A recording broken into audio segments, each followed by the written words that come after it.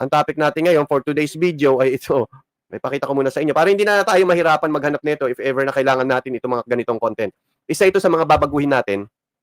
Ipapakita natin kung saan nanggagaling yung content natin dahil kasi nahihirapan ako maghanap pag hinanap ko eh. Pero ngayon kapag nakikita na natin yung title, ang title nito ay The Tulfo Family Anti-Road Rage Act of 2023, mali na. Ano ba?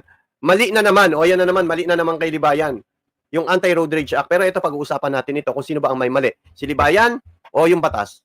O yung katangahan ni Libayan? Hindi ko alam kung ano pag-uusapan natin dito. Yung batas ba yung katangahan ni Libayan? Kasi mas maraming katangahan si Libayan.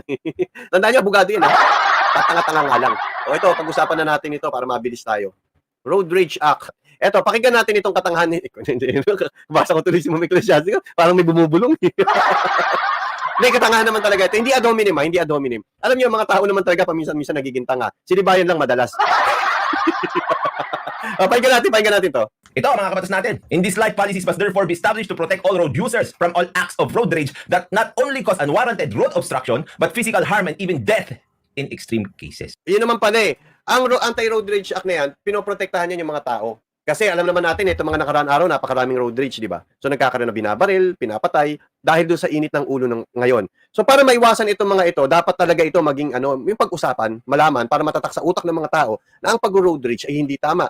Lalo na sa atin na hindi naman tayo nagdadala ng baril. So parang lugi yata tayo. Kaya ito, protection ito para sa mamamayan. Tandaan nyo, gumagawa sila ng batas ha. Hindi po charity ngayon ang ginagawa nila. Kasi malalaman nyo kung bakit ko sinabi ito eh. Kasi papasok na naman dito yung mga anti-anti-poor eh. Hindi tungkol ito sa charity, tungkol ito sa batas dahil nga sa road rage na nangyayari ngayon. Naku po, napakarami ngayon. Nung hindi pa nga nilalabas itong na ito, marami na eh, lalo na ngayon. So, naisipan nila na gumawa ng batas para maiwasan ang road rage. Para minsan mag-isip-isip tayo na pwede pala tayo makasuhan kung sakali nagagawa tayo ng mga ganitong bagay.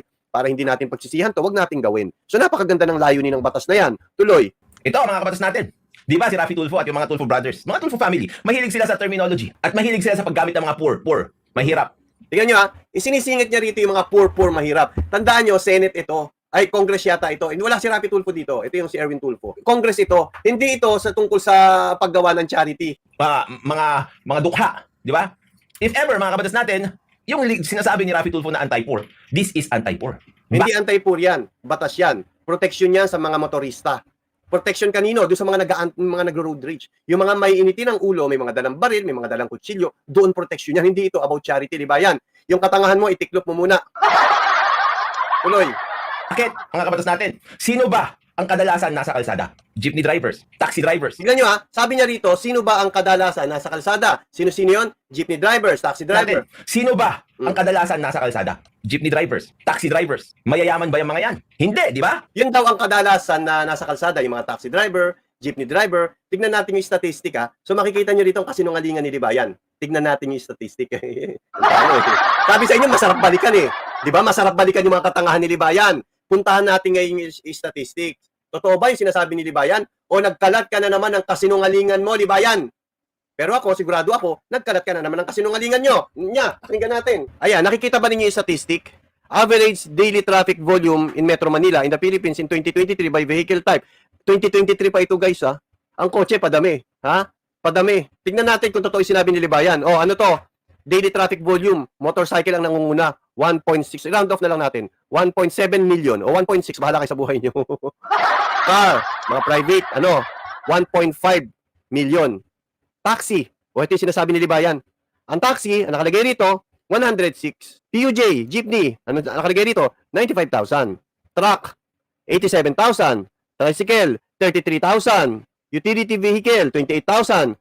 Public utility bus, 21,000. Trailer, 20,000. Ulitin natin ang katangahan ni Libayan. Me, for example, taxi drivers. Mga kabatas natin, sino ba ang kadalasan nasa kalsada? Sino ang kadalasan nasa kalsada? Ayon sa statistic ni Libayan, sino? Jeepney drivers. Jeepney driver. Ang jeepney driver dito, ang nakalagay, 95,000 lang. Unlike sa kotse, 1.5 million daily. Kotse, tuloy. Taxi drivers. Taxi driver. Ang taxi driver dito, 106.22,000 lang. Unlike sa kotse, 1.5 million. Mayayaman ba yung mga yan? Hindi, di ba? Mayayaman ba yung mga yan? Hindi, di ba? Tanong mo, sagot mo. O, tuloy. Me, for example. In-example niya yung sarili niya, ikaw mayaman ka. Yumaman ka, kakapanira mo kay Rafi Tulfo in action. Pero dito, ano ang unang napatunayan natin dito? Si Libayan, nagsisinungaling. So anong bago ron? Sinungaling naman itong abogado na ito. May naloloko dito sa kasinungalingan ni Libayan. Sino? Si Magic. Sino pa? Mga vlogger niya. Sino pa? Mga subscriber niya. Maraming naloloko dyan. Kaya tama yung advocacy natin. Expose natin ang kabobohan. Expose natin ang katangahan ni Libayan. Expose natin ang kasinungalingan ni Libayan. Expose natin ang maling turo ni Libayan. Yan ang advocacy ng Ampalayagang. So nakita nyo, lantad na lantad yung kasinungalingan ni Libayan dito ha. So kung hindi nabura yung channel ko, hindi natin ito mababalikan. Buti na lang nabura. Na-download natin lahat ng content, babalikan natin lahat ng kasinungalingan, katangahan, kabobohan ni Attorney Rani Randolph Libayan.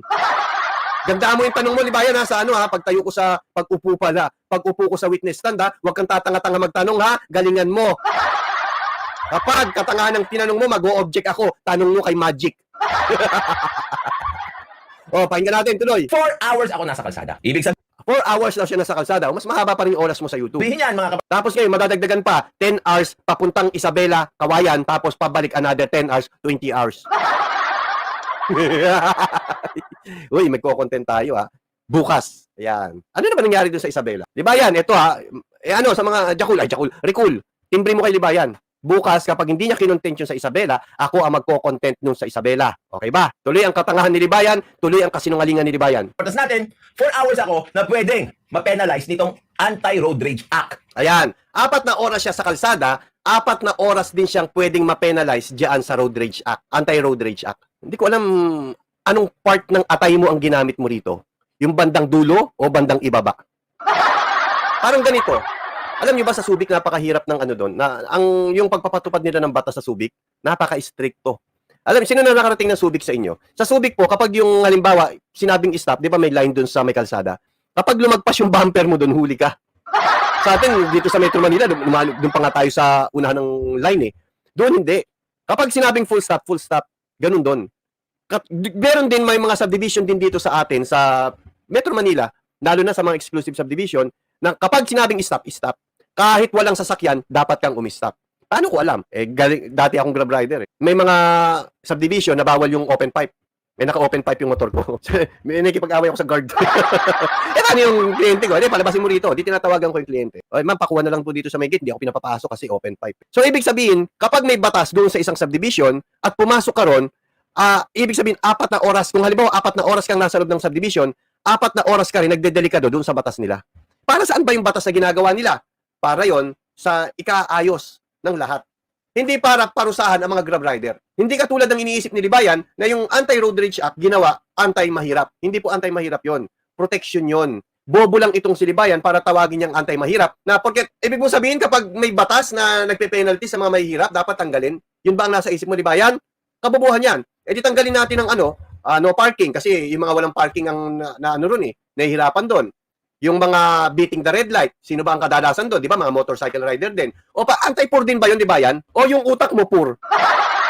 Batas yun. Hindi tinitingnan ng batas doon kung mahirap o hindi yung lumabag. As long na lumabag ka, bawal yun. Kaya dapat kang na-penalty. Sa sobrang galit ni Libayan dito sa mga Tulfo, hindi ba rin magmukha ka ng tanga basta matutulan mo lang si Rapi Tulfo at ang mga Tulfo brothers tuloy. Of 2023 ng Tulfo family. Tignan nyo ngayon, mga kabatas natin, itong mga taxi drivers natin, mga tricycle drivers natin, Appeal to emotion ang ginagawa dito ni Libayan, ha? mga Grab drivers natin, delivery drivers, lahat na ng delivery drivers, yung Grab, yung ano pa ba yung mga Joyride, Move It, taxi drivers, jeepney drivers, lahat ng drivers, lahat ng tao na nagme-maintain ng propesyon bilang isang driver. Ngayon, 12 hours sila sa kalsada. Ngayon, ano ngayon ang issue kung 12 hours sila sa kalsada? May issue ka ba doon? Tuloy. So, compared to me, and those people who earn a living, na sinasabi ni Rafi Tulfo, tricycle drivers na mahihirap, sila ang magiging kawawa sa Anti-Road Rage Act na ito. Kasi nga, they have Bobo. Yun daw mahihirap na mga tricycle driver, mga jeepney driver, motorcycle rider, sila daw yung magiging kawawa doon sa Anti-Road Rage Act. Simple ang sagot niya, di ba yan? Kung hindi ka ba naman tanga, hindi huwag ka mag-road rage. At ako, pabor ako doon bilang rider. Bilang rider, pabor ako doon. Bakit? Kasi road rage yun eh. Hindi naman ako nagro-road rage sa kalsada. Ang bait-bait ko kaya. Yung ang bumangga sa akin, binigyan ko pa ng pang-hospital eh. Sa EDSA, binangga ako. Nagasgas yung rider, Move It rider. Nagasgas yung niya, sumimplang siya, may pasahero siya. Sabi ko, yung pasahero mo, pasagot mo sa Move It. Kasi gusto pa nung pasahero, bayaran ko siya. Kita babayaran.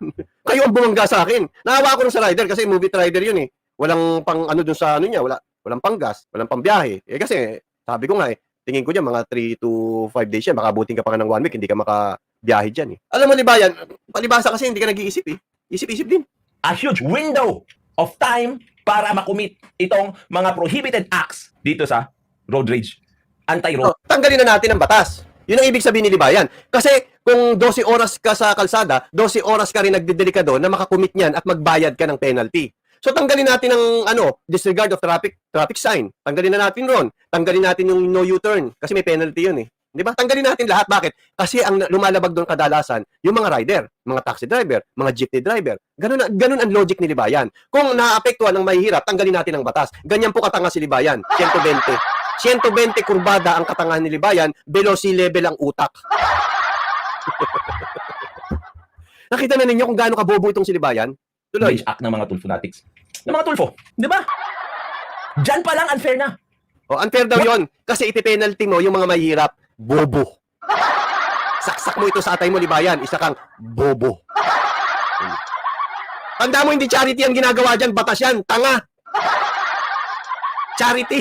Hindi charity yan. Why will you make a law specifically or punishing people who are earning on the road? Bakit ka raw gagawa ng batas na magpaparusa sa mga kumikita sa kalsada? Eh di tanggalin mo ng traffic rules. Sige nga, ipagtanggol nga ninyo, Raza Manas. Ipagtanggol mo si Libayan. Bakit ka gagawa ng isang batas na pwedeng maparusahan yung mga nasa kalsada?